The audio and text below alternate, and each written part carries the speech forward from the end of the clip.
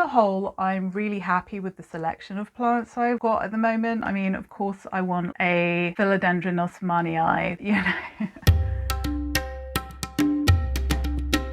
Hey plant buddies, it's that time of winter again where we are so ready for it to not be winter anymore, and we start making plans about what we want to do in the future and what the kind of like growing season's going to hold for us when it finally comes. And we start making plans for the kind of projects and goals that we have for our plants. And so today I wanted to talk a bit about that. On the whole, I'm mainly happy with the selection of plants that I have at the moment because they give me scope to do further projects. I mean, don't get me wrong, I'm going to be getting more plants, but you know, I've got a lot of climbing plants, and that kind of brings me to one of my first goals. I think a lot of people in the plant community probably share this goal with me at the moment, which is I want to put a lot of my climbing plants on wood, on planks of wood, which was popularized by Caitlin Plant Life in the tropics. So I want to be growing a lot of my climbing plants up there. I even want to do it with my melanochrysum. I don't know if that's going to be possible, but they grow up trees, so of course it's possible. Anyway, I just can't wait to get some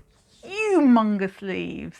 And I thought it would be a really good way of maturing my syngonium as well. I've got this whole mirror thing that I'm doing with a syngonium with a wooden frame. So I don't know if that's going to work, but hopefully, wish me luck. So yes, growing plants and maturing them on wood. That's one of my goals. I'm also really keen to start growing more things outside. So I've got a list of my plants that I'm going to take outside and show to Mother Nature and the sun so they can absolutely flourish. I took my rubber tree outside last year and it did really well and it loved it, but it grew kind of wonky, so I'm air layering it at the moment. So that's going to be another one that gets to go outside again. This also gives me the opportunity to grow some different plants. So this year I'm going to be doing a lot of colocasia and caladiums. I've got a pond as well. I was going to put some colocasia on the edges of it. Like I've got the colocasia esculenta, black magic and pink china. And I also saw this one called the colocasia esculenta blue Hawaii. That looks really good. It's got these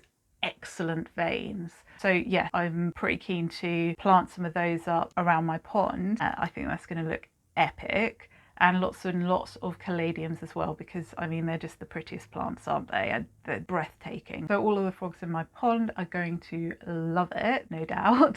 But I'm sure that there are going to be like more plants that I want to get involved in. My garden's not really big enough for a banana, but I'll find something else as well.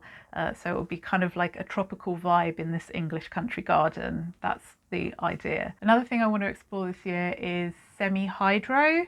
I've got some cuttings in leca and I'd like to sort of see what shifting plants into leca did, but I don't really like the look of the leca balls, if I'm totally honest. I'm also going to try pon as well, although that's a bit more expensive, but you can recycle it, right? So depends on what like the plant's like and whether I can transfer them properly, because all of my plants are living in soil.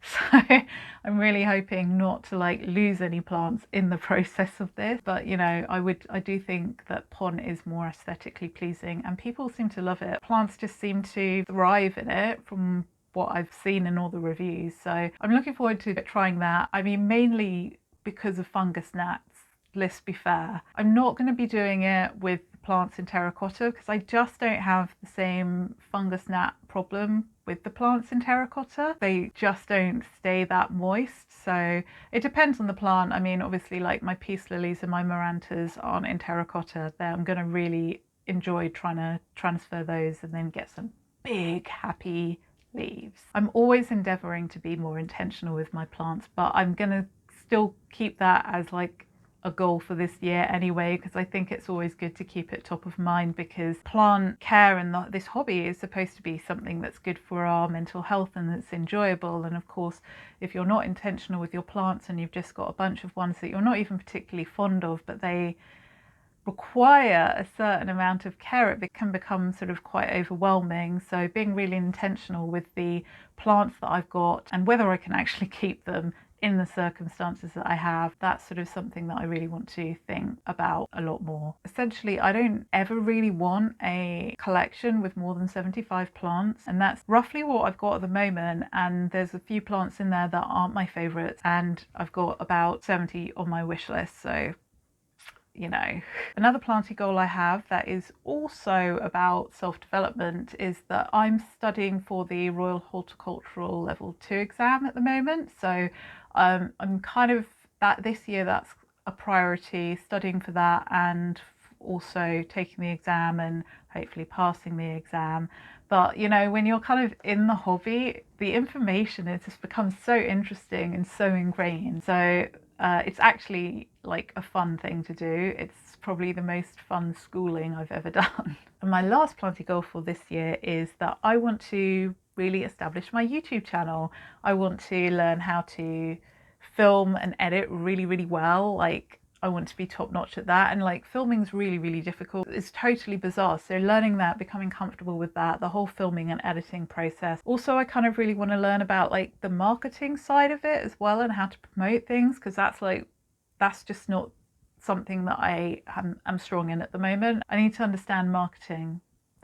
That's a big one. So those were my plant goals for 2022. If you have any plant goals as well, please leave them down in the comments below. It would be really interesting to see what they are. If you enjoyed this video, please feel free to like and subscribe. I would really appreciate it. And see you next time.